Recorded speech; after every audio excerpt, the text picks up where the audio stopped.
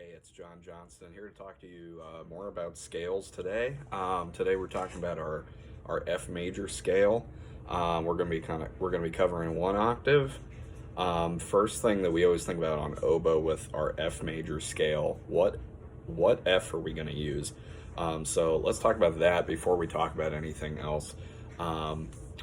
Whenever we're talking about our F major scale, our default is always going to be our right F. So remember, that's kind of like our fingering for E natural. One, two, three, 1, 2. And instead of putting our third finger on that key, we use this little key right here. So that's going to be our F. So let's just take a second, play our F real quick just to make sure that we're starting at the right home base.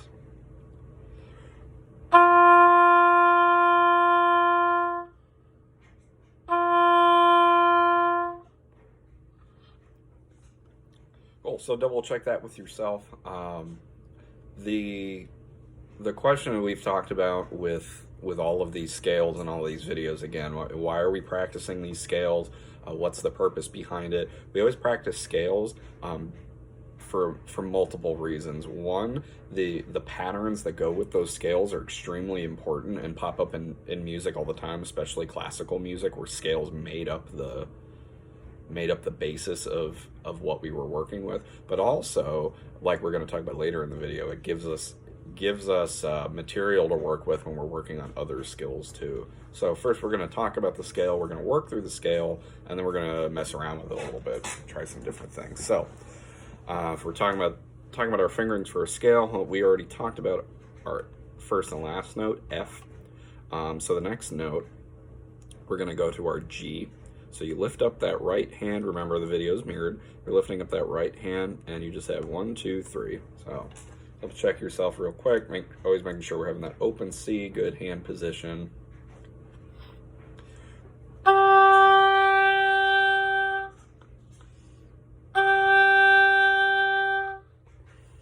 And so what I would do next is I would practice going back and forth between those two fingerings. Big thing when you're putting lots of keys in one hand down is that we're getting them all down at the same time. So just practicing going from F to G, back to F, back to G, back to F, and just doing that over and over until it gets much, much more comfortable.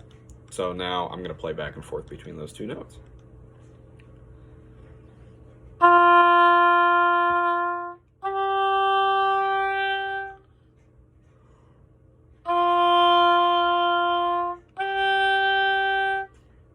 Here we go. If you're playing along, we're gonna do this 2 more times. Try it with me here. Ready?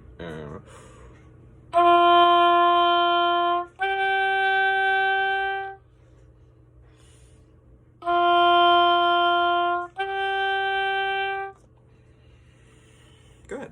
Now, next note, we're gonna add A. So if you're following me so far, we're at G. You just lift that third finger up and you're at A. If you got your A, it's going to sound like this. So same process. I'm going to go back and forth between G and A. This one should feel a lot easier it's a lot less complicated than going from F to G. So G to A. Ready?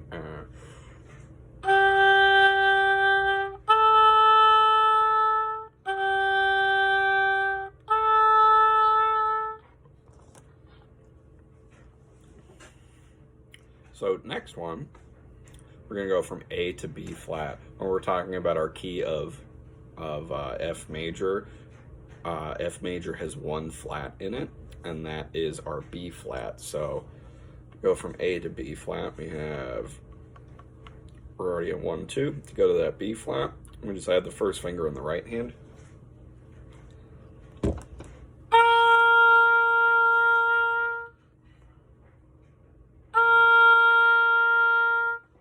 Same process. We're going to go from A to B flat. We're going to go back and forth. So try it with me. We're going to do it twice. Ready?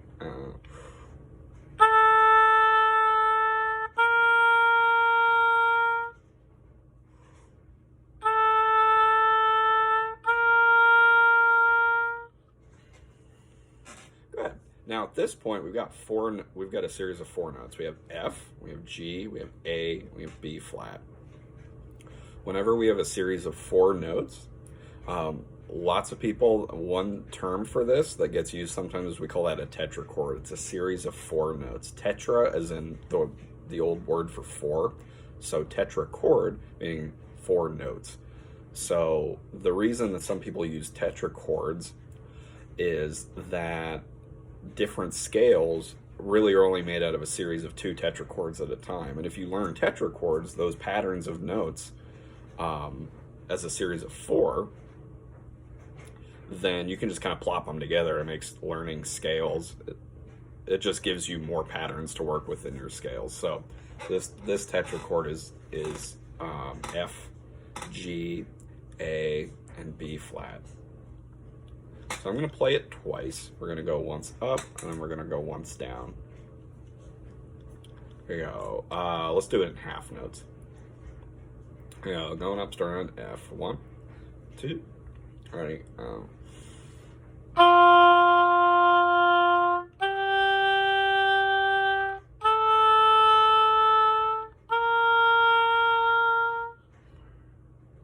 Let's do it one more time. Going up. Ready?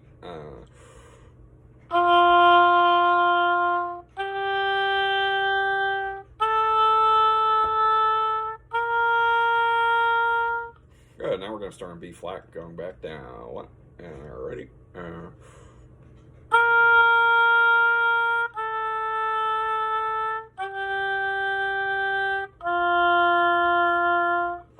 Same thing. One more time. Ready?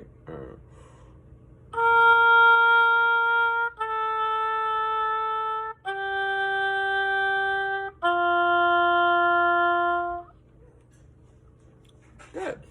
So I would practice that a couple of times, just getting used to that pattern. The next note that we're going to go to, we just got done B flat, we're going to go to C.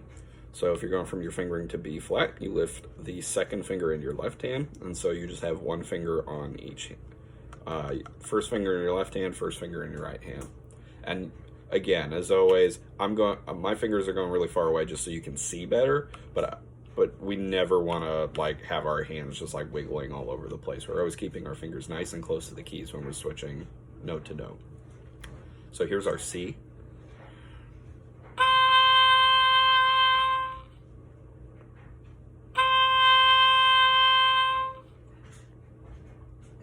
And we can go back and forth between B flat and C, just getting used to the motion of the ocean there. Here we go, 2 times together. Ready?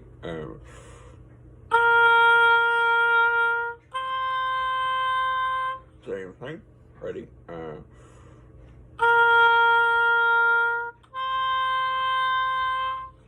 Good. So same process. I know it's very methodical. You can go from note to note, but this is how we get it put together the first time. Once you get it all put together, then you can practice it tons of different ways. Next one, you have C to D. So this one, like we talked about in our B flat major scale, also you go from 1 and 1 to sliding that half hole down in the first finger in the left hand, covering the second and third finger, and then covering everything in your right hand except for the pinky. So we go from C to D. I'm just getting real close with the half hole so we see what that motion looks like. It's not you never lift up and put back down for the half hole. It's always a sliding of the finger. C to D, C to D. And this is the one that has the most chance for error just because there's the most stuff going on. So I would definitely take a second and practice just getting used to what this feels like to do this. And once you're feeling comfortable with that, then we can try playing it. So here we go, C to D. Still half notes. 2, right?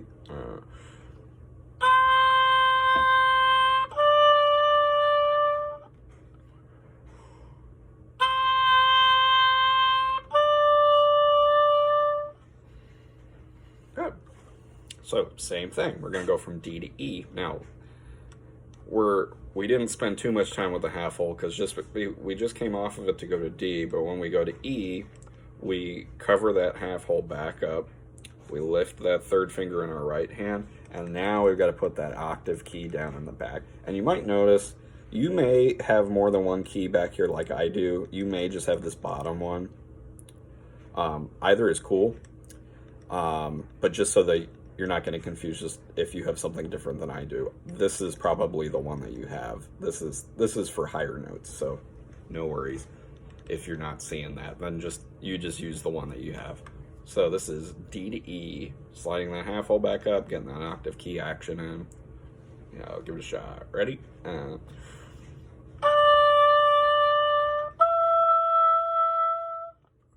Thing two. Ready? And go.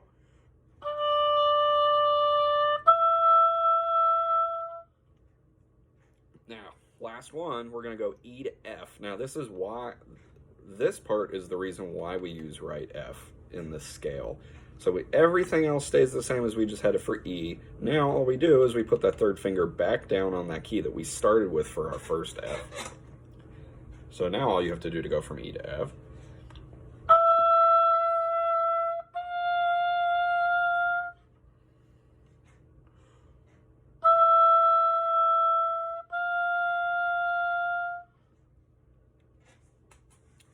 So at this point, we're going to practice what our second tetrachord is in this scale, which is that pattern of C, D, E, and F. So let's just review the fingerings real quick. So we have C, then we go to D, then we go to E, then we go to F. I'm going to try that one more time just for extra practice, paying particularly close attention to what's going on with the half hole. Are we uncovering it? Are we recovering it? So starting with C, half hole is covered. D, we slide that half hole down. E, we slide it back up and add the octave key in the back. And then F. Cool. We're going to do half notes. Let's try and play that part together. So C, D, E, and F. We're going to go half notes, 2. Ready?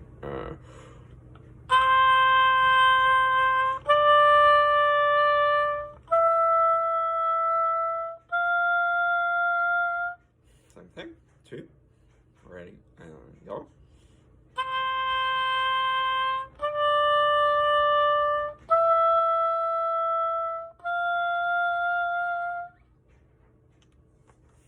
Cool. So double check with yourself if you're having any issues getting a note to speak. Big one that I see as a potential issue sometimes with people that I work with is getting from C to D. The reason for that generally is if you have the hole on your key down here, that sometimes that third finger does not cover it all the way. Another one is the same deal. The third finger in the left hand is sometimes not covering the hole all the way. We must make sure that we cover the whole way, or air will leak out of that and then weird stuff happens. So to get the note to speak all the way, that we just want to make sure that we have the whole thing covered. Cool. So we've done all the parts of the scale individually. Now we can paste those 2 tetrachords that we talked about together. So as a reminder, that first tetrachord, the first series of 4 notes that we talked about, we have our starting F, G, A, and B flat. Let's play that together in half notes real quick for some quick review. 1, 2, ready, and go.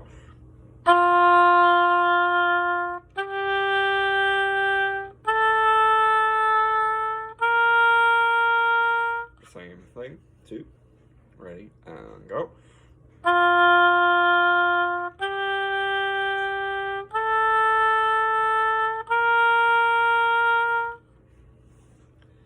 And good. So next thing we're going to do, we review that other tetrachord, the one that we just did, with C, D, E, F. Same thing. C, D, E, F.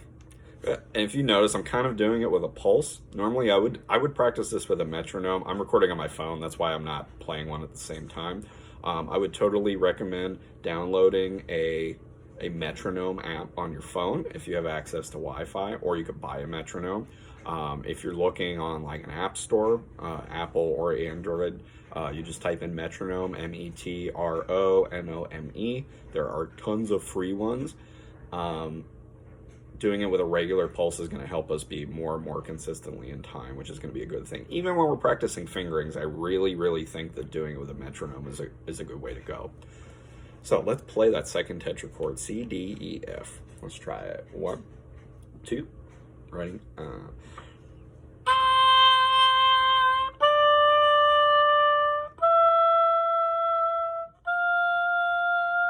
Same thing, 2, ready, and go.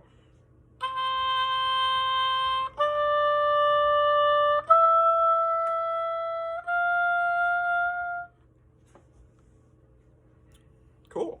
So now the fun part, you just plug both of those together and then you have a scale. So let's do it. Let's think our way through each tetrachord together now in terms of the scale. We're going to do it once, going up and down with the fingerings, and then we'll play it a couple of times. So here we go, starting from F. 1, 2, fingerings only, and go. F, G, A, B flat, C, D, E, F. Take a second, think your way through that, see how you did. Now we're going to go a little slower, we're going to go our way back down. So we're starting on F, E, D, C, B flat, A, G, and F. Good, we're going to do that one more time going up and down. 2, and ready, fingerings go. F, G, A, B flat, C, D, E, F. Starting on F, going back down. Ready, and go.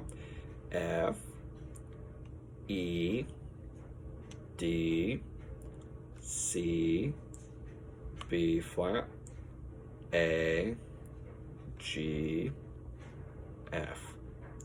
Good. Take a second. Think your way through what we need to do to play that.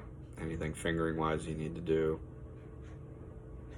And let's try it together. We're going to take a brief pause between the up and the down. Breathe whenever you need to. I would recommend trying to see if you can get at least 4 notes before you take a breath. 2, ready?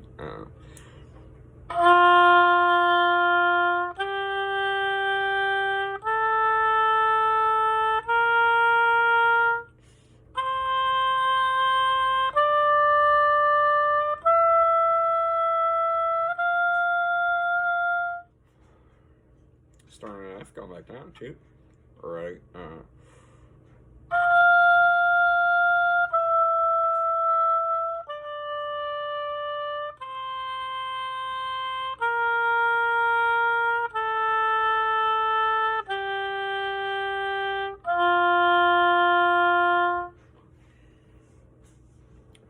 Very cool.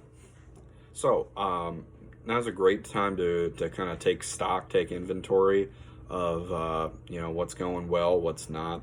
If you always want to isolate the things that maybe you're having issues with, so it's not a turn, oh, I need to practice the whole scale all the time. If there's a tricky thing between, let's just say for example, like C and D, like we were talking about earlier, you don't need to practice the whole scale to get better at that one thing. You can just practice going between those 2 notes, or maybe just doing one of those tetrachords, C, D, E, F. You could just practice that tetrachord. It'll save you time. It'll allow you to practice that more times in, say, 5 minutes than doing the whole scale for 5 minutes would. You get more chances to do it right. So just trying to think of effective practice habits as we're going through that. So we've worked on our F major scale, and as I've talked about in other videos, if you've seen that, every major scale has a relative minor scale. So how do we find what our relative minor scale is? One thing that I would recommend is if you go on not YouTube, if you go on Google and look up circle of fifths, it'll show you different key centers, and it'll show every major scale having a relative minor. When we talk about our major scale and our relative minor scale, the relative minor, what that means is it is taking the key signature from this scale, which is, we have one flat, which is our B flat. It's the same scale, it just starts on a different note. So the way that we find out what our relative minor scale is, you can think of it two ways, but I think the way that works the best is if you start at the top note of your scale, which is our F.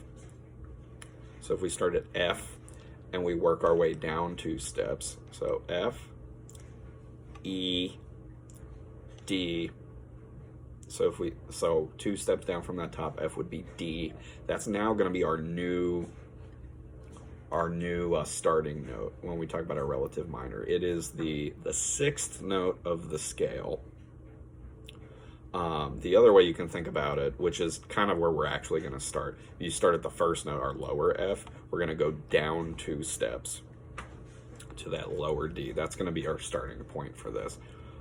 So we're actually going to frame this in terms of 2 new tetrachords, even though most of the fingerings are exactly the same. The reason why this gets useful to think about it this way is, again, you can just plug this tetrachord, this series of 4 notes, into a different situation in a different scale, and then that pattern, you're just used to that pattern already.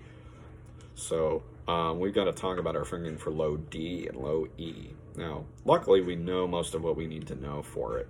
For low D, it's just like our regular D with the half hole, except we are going to cover the half hole. So it's just 1, 2, 3, 1, 2, 3. Nice dark warm air when we're playing this note. So try it out for yourself. I'm going to play it a couple of times. Excuse me.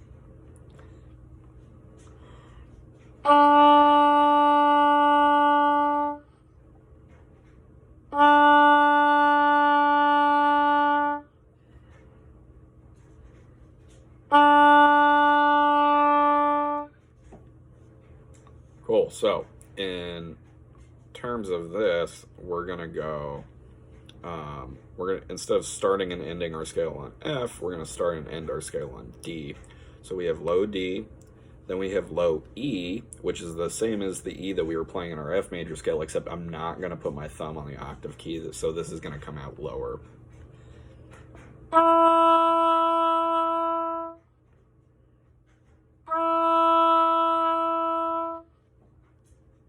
Cool. So now that we've got these back, those 2 new notes down, the rest of this gets really easy because we know most of the notes that we needed to know already for it. So the first tetrachord of D minor, we're going to have that low D that we just learned, low D, then we go to E, then we go to F, which is the starting note of the scale we were doing before, F major, and then we do G. I know I'm going a little faster.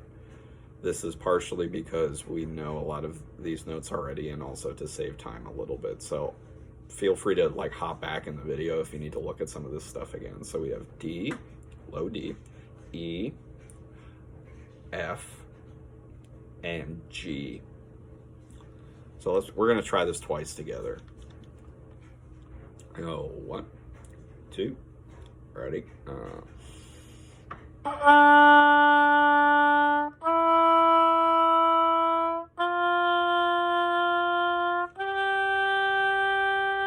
Notice how it's got that kind of darker quality to it.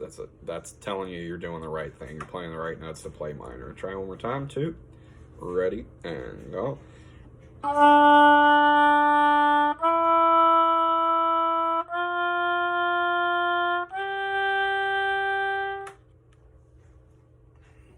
Cool. So to add the other tetrachord, again, we use four notes out of a pattern that we already know the notes for. So we just got done G. So the next thing we do is A, then we go to B flat, then we go to C, then we go to D, which is our last note. And again, I know I'm going through this faster than F major, but we just went through this pattern, so it should feel pretty familiar. So finger along note name with me, those 4 notes, 2, and ready, and go.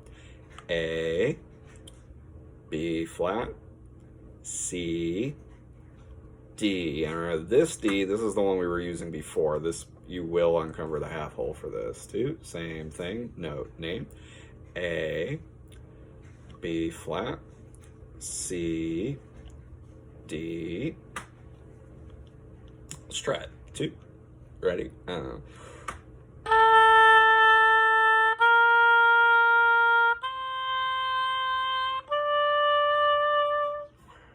2. Ready? Same thing.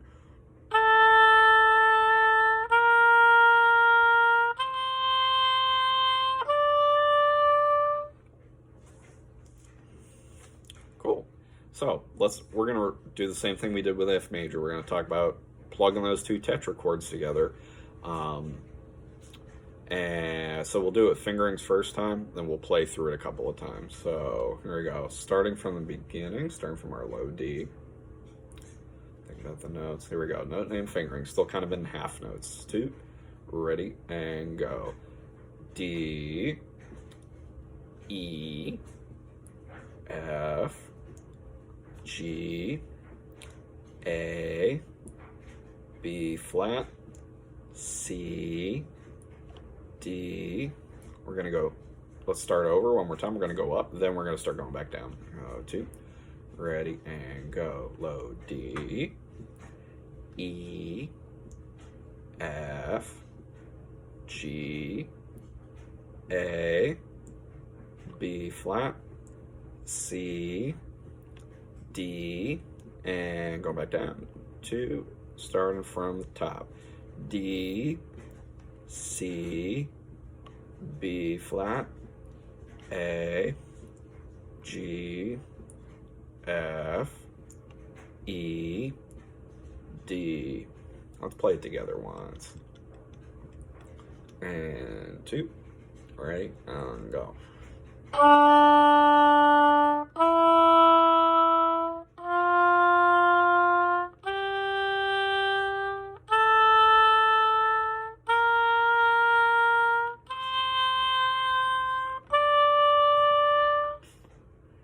Going back down, 2, right.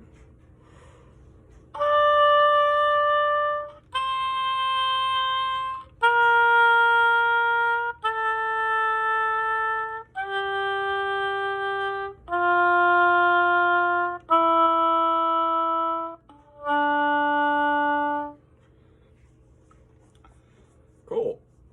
So I know we went through D minor a little fast. I'm hoping that spending time on the patterns in F major will make it easier to make that transfer over to D minor. So like I talked about earlier, the other reason that we work on those scales is that we can use them as tools to help us work on other things. So we're going to, since we were just doing it, let's stick in D minor for now. We can use it to work on articulation, which is the way that we tongue notes. That we can use that if we're trying to work on playing shorter notes, if we're playing more staccato, then we can use the scale to kind of be the thing that we practice while we're working on that. So if I'm playing these notes, let's just say the first 5 notes of D minor, or no, let's stay in the tetrachord, first 4 notes of D minor. I'm going to play them legato. I'm going to play them longer the first time.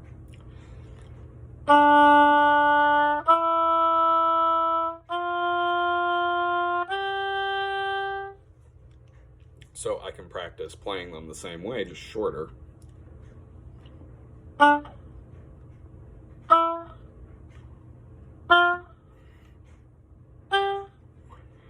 I can play them that way a little bit faster. I can turn them into 1/8 notes and practice tonguing faster that way.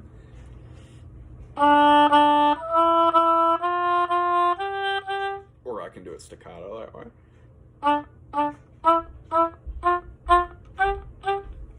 There's lots of different possibilities that you have. What I would start by doing is playing your scale in half notes like we did, with a nice legato articulation. And by legato, I just mean you're playing nice smooth sounds, the beginning of one note, the end of the end of the first note will touch the beginning of the second note.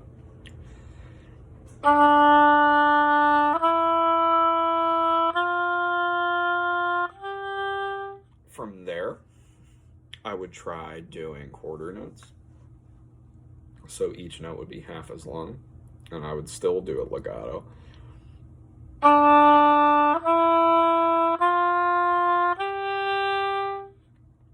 And then maybe do staccato, add some space in between.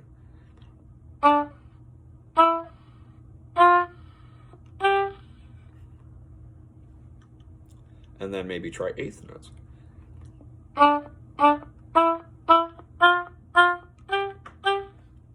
So we're just trying to figure out different ways to practice some of the other things that we need to work on. We can always use scales to be part of those patterns. So just a quick recap, some of the things that we had talked about. We talked about our F major scale, how our R key of F has one flat in it. That's our key signature that you would see at the beginning of a piece of music that's in F major, that you'll see that one flat. We talked about the idea of what a tetrachord is, a series of 4 notes, and each scale having 2 different tetrachords in it. Learning those tetrachords can help give you the patterns you need to learn other scales quickly and make those switch, because there are less tetrachords than there are scales. So some of them overlap. You'll see them in more than one scale. We talked about our relative minor and how to find that. You can go to the 6th note in your scale in F major, that's D, and that gives us our D minor. And we talked about how to set us up to play D minor. And then we just talked about different ways to incorporate scales into practicing, particularly with articulation. So go back if you want to check any of that out again. Feel free to go back. Hopefully something in this is helpful to you, and I'll see you next time to talk about a different scale.